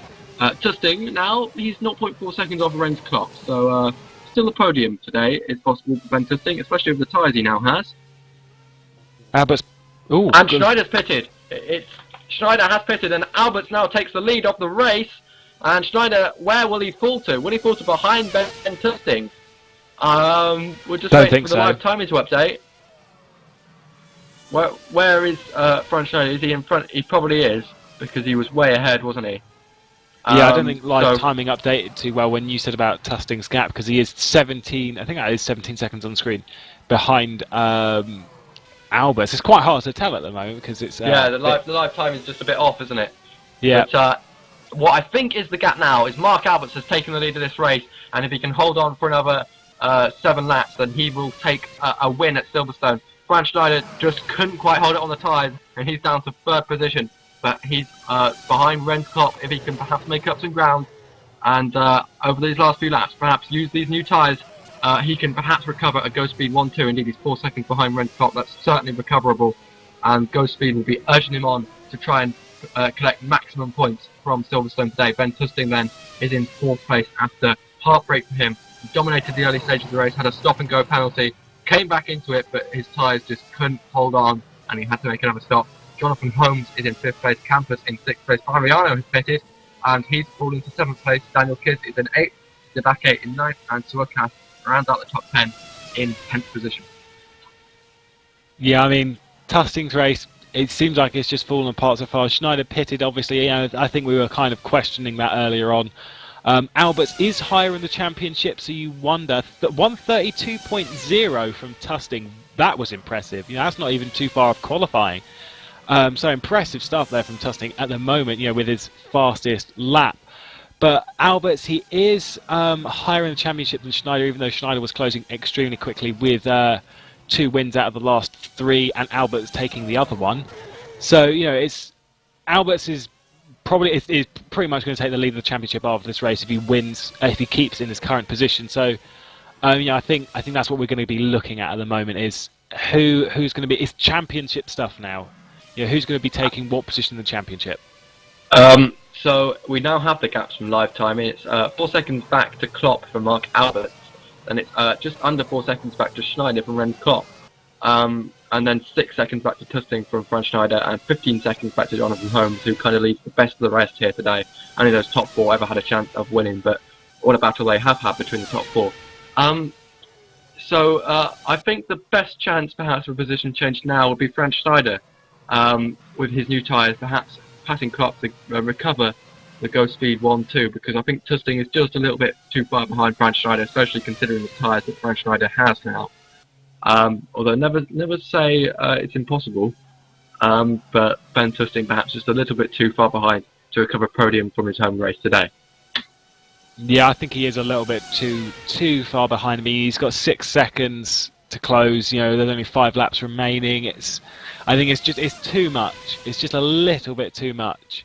I will say, yeah, I agree with you, Schneider on Klopp. Probably the most likely position change at the moment. Alberts does look like he's got this sorted out, although Klopp is ever so slightly closing in on Alberts. Probably not enough. The Grand Prix, it's amazing that this race has spread out as much as it was, considering, you know, we had 10 cars all in one just clump. So, you know, it's impressive that it's all gradually just spread out ever so slightly. Schneider does the fastest first sector, so he's definitely closing on Klopp by quite the margin. Yeah, it's down to 2 seconds now is the gap between, in fact it's probably less than 2 seconds as we speak.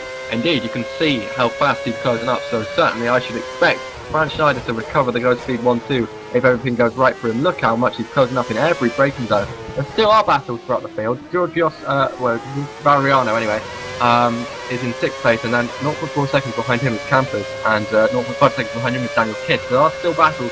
Kiss past Campos, apparently. Pardon? Kiss past Campos, apparently. Oh yeah, you're right. It literally just happened as I was speaking. Kiss has passed Campos. But let's focus on this battle right now, because Franz Schneider is all over the back of Renz Klopp through Luffield. He's really on the back of his gearbox right now. Can he get the slipstream into Kopp, perhaps, to make a move? He has got the slipstream. Kopp goes to the inside. There's not really much you can do on the outside of Kopp, but perhaps he can get the drive off the corner. Indeed he can, and that was a good move from Franz Schneider. Well planned. Renz Klopp going to slide back to the outside into Maggots and Beckett, but no. Schneider pulls off the move, and it's a Go Speed 1-2 once again at Silverstone. Yeah, and fun fact, Schneider doesn't really have too much of a gap to, well, you know, not too much time to Alberts in front. I think Schneider could be trying to close it there. Maybe Schneider is still on for a win. Who knows at the moment? If Schneider can pull this off, after we all wrote him off making a second stop, and he was 2 seconds faster last lap, Schneider can win this race. Now he's past Renz Klopp. He can absolutely do it. It's about whether Go Speed will be very happy about it. But look at that. Look at the gap. Franz Schneider is going to pull off a fantastic comeback if he can make it happen. And I think he can. He's got the pace, hasn't he? Yeah, I mean, look at the last lap. The last lap for Alberts, a 1:34.8. The last lap from Schneider, a 1:32.6.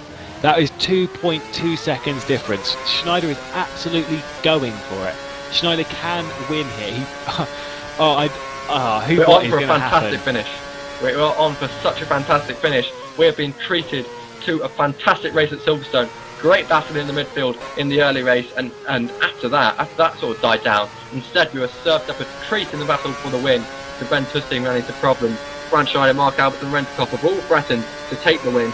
But right now, it is Franz Schneider who's looking like he's in the driving seat. He's catching up to Mark Alberts. It's whether he can make the pass. He's going to have about a lap to do it, I think. But since there's so many overtaking opportunities around this Silverstone circuit, I think it's possible to do it. It's not like there's only one place you can do it, and it's the first corner, so it just so happens you can't do it. You often see that. I think Franz Schneider is going to get a real chance at winning today, and in fact, I think he's probably the favourite right now. And he's just going to be urged on now by this pace, and Alberts is going to be looking nervously in his mirror. And I tell you, Renz Klopp is going to be rubbing his hands in sleep, because this is his best chance to win the race. If these two teammates come together, Go Speed will certainly be hoping they don't throw away a 1-2. Nothing silly as Christian is already looking at today. Yeah, I mean, all I'm going to say, Red Bull Turkey 2010. But I mean, see it. Yeah, but I mean, Alberts has gone off. Alberts has gone off the track. So he's lost time now. Even more time. Schneider's Yep, Alberts went off there after, was that Vale? Let's have a look. Don't really have time to give you a replay, do. Oh yeah, there we go. That was at Village, was it? And so Alberts, he hasn't just lost time, he's lost the lead. Sorry about that, they both look identical. So Schneider leads the race, Alberts cracked under the pressure, and Schneider is the race leader once again. That's a shame, we were looking forward to a good battle between the two, unless that was a bit of a faked mistake, I very much doubt it. But Schneider leads the race, and Mark Alberts, and Renz Klopp actually is going to challenge Mark Alberts now. Mr. Go Speed 1-2 once again. Tusting not too far in the background. Yeah, the top four have just come together now at the end of the race, and wow, I mean, what a finish to this race. Franz Schneider takes an unlikely win after pitting with just 8 laps to go, was it? Was it even less? We all thought he'd thrown it away, but no, Franz Schneider has pulled it off on the new tyres, and look how the top four are all closing up. It's a shame there's not 2 more laps, because anyone could win if there was 2 more laps. Yeah, I was just waiting there to see this duel between Alberts and Schneider. Unfortunately, we had it ever so slightly taken away from us, but, I mean, anything can happen now. Tusting's getting really, really close to the back of Klopp. There just isn't... is there going to be enough time for Tusting to get on the podium? How strong is Klopp going to defend that position? This could be so interesting. He certainly deserves it, doesn't he, after the drive he's had today, Ben Tusting, dominating the sort of pace he's had. And, you know, I think he can do it. It's quite... We've written them off. Looks like that's Hernandez or Strzelecki off there in front of them. Don't worry about that. But we've written Ben Tusting off, and he's shown that you can never write Ben Tusting off, because he's going to challenge for a podium position today. It's whether he's just a little bit too far behind. Coming on now to the final lap, Franz Schneider will start the final lap, and would he have believed him? Would even he have thought, after he pitted with just a few laps to go, that he could have been in this position? Coming on to the final lap, Ben Tusting following Renz Klopp through Woodcock. Now we are on to the final lap, and he's going to follow him through Cox, and look how he's closing up. He's right on the back of him. Will he perhaps make the move into Baggett and Beckett? No, but I think he'll be really dangerous into Stowe if he can just stick behind him here. Ben Tusting then following. This is for a podium position, which he certainly deserves. And look at Klopp, he's slowing up on the apex. He's trying to slow him down, and I think it kind of worked, but no, because Ben Tusting will pick up the slips and surely. Will he stay all the way to the inside? Renz Klopp, indeed he will. Can Ben Tusting pull off a move around the outside? Not quite. When he pulled out the case, did he? But now he's going to try and swap back to the inside for the Vale corner. Will he? If he can get the outside here, he can get the inside for Club. He can indeed. He's late on the brakes. He's up the inside. They touch wheels, and Ben Tusting has slid off because they touched wheels. I'm not sure whose fault that was, but dramatic scenes here at the end of the Silverstone race from the World Trophy. I'm not sure if that was a bit naughty from Renz Klopp. Looks like he didn't give Ben Tusting much space, and we'll see how they discuss that afterwards. But looks like Ben Tusting then won't be getting the podium for the foreseeable, unless Renz Klopp incurred any damage or anything, which I don't think he did. However, if we focus back up the front, Franz Schneider has pulled away from Mark Alberts, and he's coming round to take what has been a fantastic victory in Silverstone. He's gone through all sorts of strategies, pulled off overtakes, he's pulled off the fence, and he's a really deserving winner. He will lead home with Go Speed 1-2. Franz Schneider wins the World Trophy race at Silverstone. An unpredictable one at that. Great drive though from Schneider, absolutely brilliant. Coming into this race, even to be honest, 10 laps ago, I would not have said Schneider was going to win this. Absolutely fantastic drive there as Alberts comes home in second, Klopp third, and Tusting in fourth. 25 seconds now until Holmes should cross the line in fifth. Kind of feel that Tusting had the position taken away from him, but I mean that's for the stewards to decide. Klopp did defend extremely well though. I couldn't tell from the view we were getting whether it was good defence from Klopp or whether it was a bit too much, whether in fact he swerved or anything. So I'm guessing that stewards will see plenty of replays and they'll decide. And Alberto GP finishing off a nice race in 5th and 6th and clattering the race winners, Franz Schneider and Mark Alberts, as they do it. Daniel Kiss finishes 7th after a very eventful race. Campus 8th, and Siggy finally comes home in 9th place after what has been a great race for him, and he is understandably elated with that great drive from Siggy. Debake then finishes up in 10th, Suaka 11th, and Huwati is in 12th place, and that's the final position that pays any different points. The rest of them all get 10 points from 13th place on down. Yeah, I mean, Great race, great race. So far, I think, um, don't want to kind of, you kind of feel a bit bad saying these things, just in case. But I'd state that was the best Grand Prix we've seen so far this season, and hopefully, we keep this kind of stuff up. It's been so interesting. We didn't know who was going to win until the last 5-10 laps. Great stuff, great driving. We've had some good defence, good overtaking. Siggy though, up into what was it? Was ninth place by the end of it. Impressive stuff there. I would probably say that he's probably my driver of the day to have gotten from 24th up until that position. Yeah, impressive stuff. It was impressive. But having said that, on this Silverstone circuit, where it's been proven, we've seen so many passes today, so many battles. It's been fantastic. Everything we talked out to be for once, because often we talk up a race and then nothing really happens. But that one, that was. I agree with you. It's the best race that at least I've watched this season in FSR. Indeed, Franz Schneider, the first thing he says when he gets back into the server is, "What a race!" And what a race it was indeed. So driver of the day, perhaps Siggy, but I think I can look no further than Franz Schneider, who pulled off a win in such, like you said, unpredictable circumstances. He got it perfectly right with his strategy. He defended well, he attacked well when needed to, and he won the race. If Ben Tustin could have pulled off something incredible, perhaps he could have in 5 more laps, then that would have been my driver of the day. But Franz Schneider did it exactly how it needed to be done in the time available, and he pulled off the perfect strategy to win the race. So I think I'll have to go Franz Schneider today. Yeah, Schneider, incredible stuff. I mean, picking a driver of the day though here is just so difficult because so many great drivers. I mean, Schneider won fantastically. Klopp defended parts of this. We need to see the end part, but he defended pretty well throughout. Alberts pulled it back pretty well. Tusting, he pulled it back pretty well. Unfortunately, it's a shame. You can wonder what would have been if he hadn't have got the penalty. But think of it this way: if he lost maybe 20 seconds with that penalty, through the pit lane and with the stop go, maybe even a bit more than that, to be honest. So if he hadn't have got that, he would have won by such a margin that I don't think this race would have been as interesting as it was. But we've had people driving from the back. We've had this huge duel throughout. We've had such good stuff throughout the grid. And this, if this is how the championship is going to go from here, I cannot wait for Germany. It's going to be so good. And of course, before Germany, we're going to have later on Scott Woodwiss and co bringing you the World Championship race. Do you know what time that's on, Lewis? I believe it starts 5:30 GMT. I'm not too sure on that. I can't have a look though. Check FSR.com to see what time the World Championship race is on later. If it's anything like the World Trophy race we've seen right now, it will be fantastic and unmissable. So certainly watch that. And if not, join us in a few weeks. Let me just check my calendar.